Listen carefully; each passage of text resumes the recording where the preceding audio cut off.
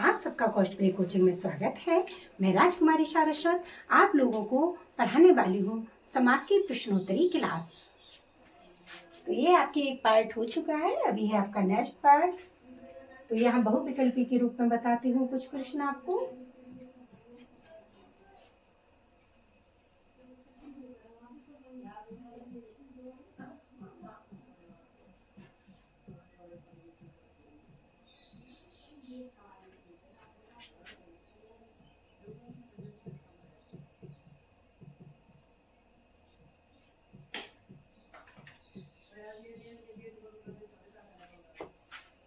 किसमें सही सामासिक पद है, इसके अब मैं 4 ऑप्शन बताने वाली हूँ आपको। ABCD,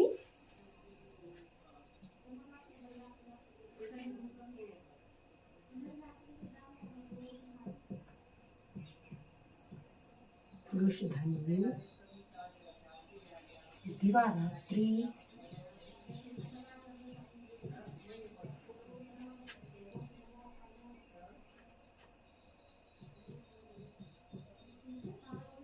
त्रिलोकी, डी है आपका मंत्री परिषद, मंत्री। तो इसमें क्या हो जाएगा आपका, किसमें सही सामासिक पद है? पुरुष धन्वी, दिवारात्रि, त्रिलोकी, मंत्री परिषद। तो इसमें दिवारात्रि में आपका सही सामासिक पद है।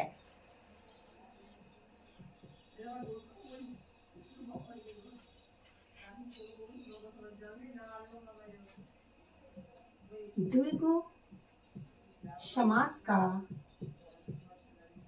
उदाहरण लिखिए। द्विगु समास का उदाहरण लिखिए।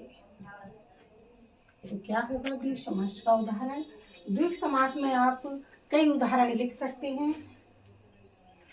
तो मैं आपको बताती हूँ यहाँ पे, जो आपको याद होंगे आप तो कई समास बता देंगे। तो यहाँ पे मैं बता रही हूँ त्रिभुवन। तो मैंने आपको बताया था द्वि त्रिय इस तरह से आएगा, तो वहां पे द्विगु समास होगा।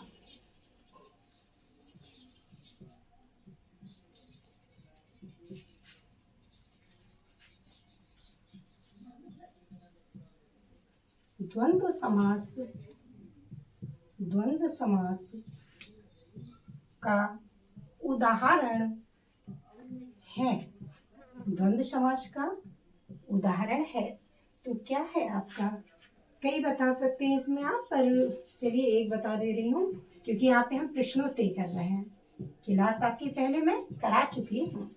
तो रुपया पैसा, इस तरह से आप कर सकते हैं।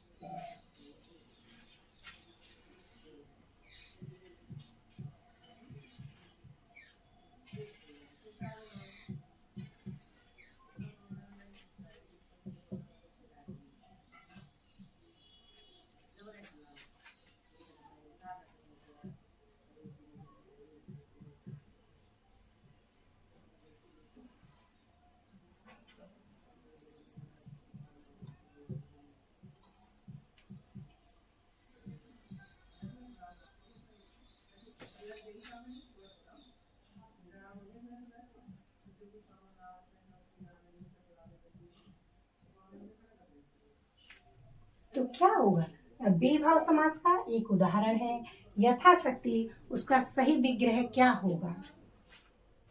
तो अभी एक है ऑप्शन, चलिए डायरेक्ट इसमें बता देती हूँ उत्तर इसका। मैं आपको इसका उत्तर बता देती हूँ। इसका उत्तर है शक्ति के अनुसार। क्या होगा इसका उत्तर? शक्ति के अनुसार, यथाशक्ति मतलब शक्ति के अनुसार। ये किसका है? अव्ययीभाव समास का। इसमें आपका उपसर्ग प्रयोग हुआ है, तो ये हुआ आपका अव्ययीभाव समास। द्वंद्व समास आप समझ ही रहे हैं, यहाँ पे योजक चिन्ह हुआ है। द्विगु समास में जैसे कि गिनती, काउंटिंग आपको करनी है, त्रिभुवन और ये और भी है पर ये बता रही हूँ। इसमें सामासिक पद क्या है सही? तो द्विवारात्री। चलिए और बताती हूँ।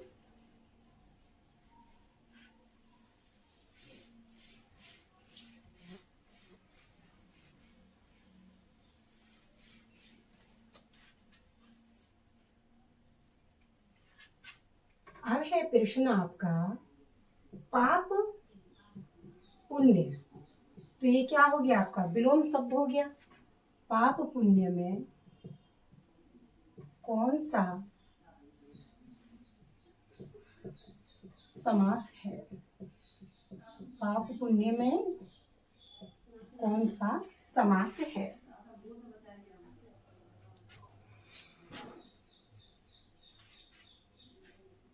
पाप पुण्य में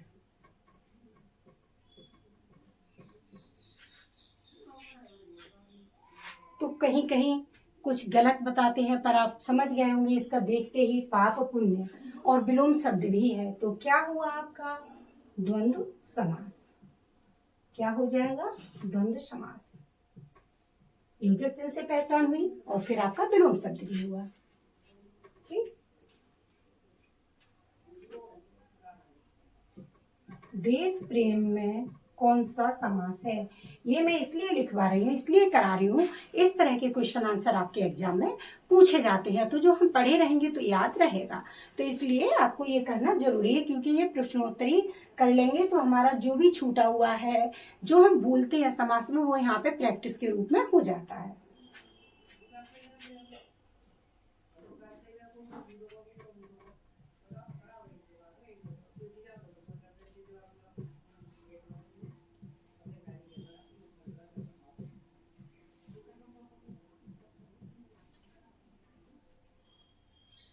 देश के लिए प्रेम, यहाँ पे समझ में आ गया होगा।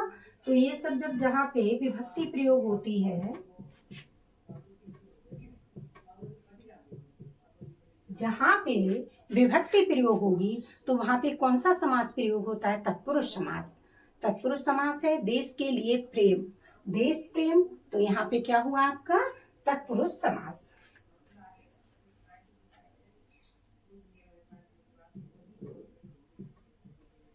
परमेश्वर, परमेश्वर में कौन सा समास है? परमेश्वर में कौन सा समास है? अब इसे भी आप जैसे परमेश्वर नाम से समझ गए होंगे, इसमें तो भगवान का नाम आ रहा है, तो परम है जो ईश्वर, इस तरह से भी कर सकते हैं। अर्थात कर्मधारय है, कर्मधारय है, क्योंकि अर्थात का प्रयोग यहाँ पे हो रहा है, तो क्या हुआ? कर्मधारय। उत्तर हो गया आपका कर्मधारय समास। कर्मधारय समास।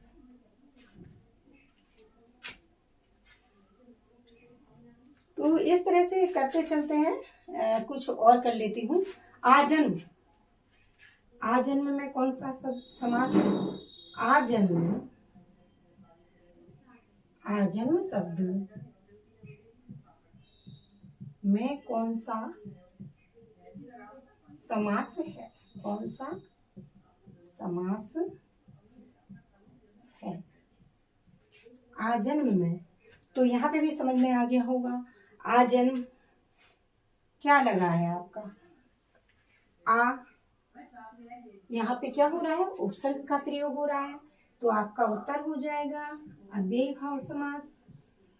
क्या हो जाएगा? अव्ययी भाव समास। तो इस तरह से हम देख सकते हैं। यहाँ पे कई शब्द लेके प्रश्नोत्तरी में मैंने प्रयोग किया है। तो और बताती हूँ आपको आगे।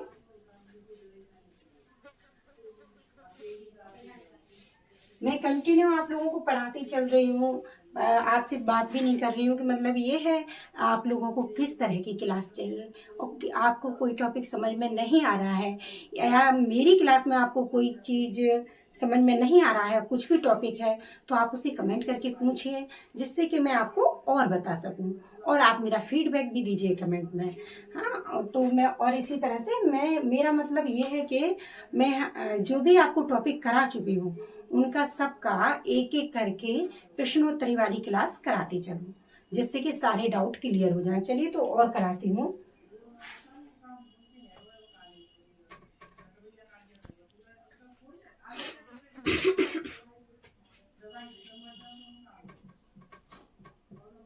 अनायास, अनायास ये शब्द है, अनायास शब्द में कौन सा समास है? शब्द में कौन सा समास है?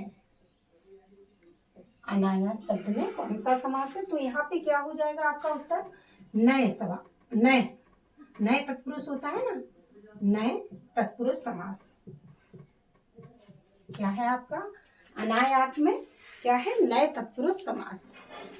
नवग्रह, नवग्रह में कौन सा समास है? नवग्रह में कौन सा समास है? तो आपका हो जाएगा द्विगु। क्या हो जाएगा यहाँ पे? द्विगु। नवग्रह, क्योंकि यहाँ पे नौ, यहाँ तक जो गिनती आती है वहां पे द्विगु समास होता है। सागपात, बस मैं इसी तरह के आपको शब्द बताने वाली हूँ कुछ। सागपात में कौन सा समास है? सागपात में कौन सा समास है? तो आप समझ सकते हैं यहाँ पे योजक चिन्ह का भी प्रयोग हुआ है, ठीक है। तो क्या हुआ आपका यहाँ पे? सागपात द्वंद, क्योंकि यहाँ पे आपका उसका प्रयोग हो रहा है योजक चिन्ह का, और सागपात समझ में आ रहा है, विलोम भी हो जाएगा। तो ये क्या हुआ आपका? योजक चिन्ह, द्वंद, द्वंद समास।